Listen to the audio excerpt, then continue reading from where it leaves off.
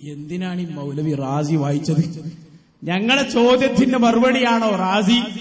റാസി വായിക്കാൻ ഇവിടെ ആരും പറഞ്ഞിട്ടില്ല. നിങ്ങൾ ഓതിയ ആ ഇബാറത്ത് പറയുന്ന റാസിയുടെ ആയത്തേതാണെന്ന് അറിയാം നിങ്ങൾക്ക്? ലാ വഖാലല്ലാഹു ലാ തത്തഖിദു ഇലാഹൈനി ഇസ്നൈനി. ആ ആയത്തും അതിന്റെ അർത്ഥവുമൊക്കെ പഠിച്ചിട്ട് തന്നെയാണ് ഞങ്ങൾ വന്നത്. 2ഉം 10ഉം 3ഉം ഇലാഹാക്കിയ മക്കാ മുശ്രിക്കുകളോട് പറഞ്ഞ ആയത്താണോ? അത് ഞങ്ങൾ പഠിപ്പിച്ചു തരാം. വൈകുന്നേരം വരൂ ഞങ്ങളെ മുഖാമുഖത്തിലേക്ക്. അതും അതിന്റെ അപ്പുറവും ഓരോന്നോരോന്ന് വായിച്ച് ഞങ്ങൾ തെളിയിക്കും. അതല്ല ദാരിമി നിങ്ങൾ വായിക്കേണ്ടത്. ഓ മൗലവി, നിങ്ങൾ വായിക്കുക. എന്ത് വായിക്കുക? അസ്അലിക മുറാഫഖതക ഫിൽ ജന്ന എന്ന് നബിയോട് ചോദിക്കാൻ പറ്റുമോ? അത് പറയണം നിങ്ങൾ. ഞാൻ ചോദിക്കുന്നു, റബീ റളിയല്ലാഹു അൻഹു ഖുർആൻ പഠിക്കാത്ത ആളാണോ? നിങ്ങൾ പറയണം. നിങ്ങൾ ഈ വായിച്ച തഫ്സീറുകൾ ഇമാമുകൾ ഞങ്ങൾ പറഞ്ഞു തരാം, ഒരു കുഴപ്പമില്ല.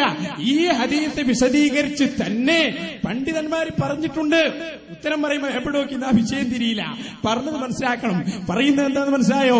അതെ, ഈ വിഷയത്തിൽ ഞങ്ങൾ ഉദ്ധരിച്ച ഹദീസ് ഉദ്ധരിച്ചുകൊണ്ട് തന്നെ പണ്ഡിതന്മാർ പറഞ്ഞിട്ടുണ്ട് എന്ന് ചോദിക്കാൻ. പക്ഷെ അത് പറയണമെങ്കിൽ എന്ത് വേണം? എന്ത് വേണം? അസ്അലിക മുറാഫഖതക ഫിൽ ജന്ന. ഇത് നബിയോട് ചോദിക്കാൻ പറ്റുമോ ഇല്ലേ?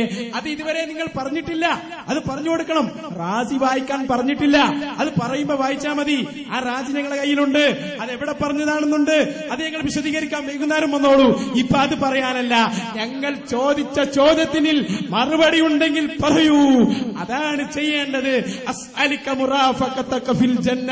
ഇത് നബിയോട് ചോദിക്കാൻ പറ്റുമോ അതോ പറ്റുകയില്ലേ?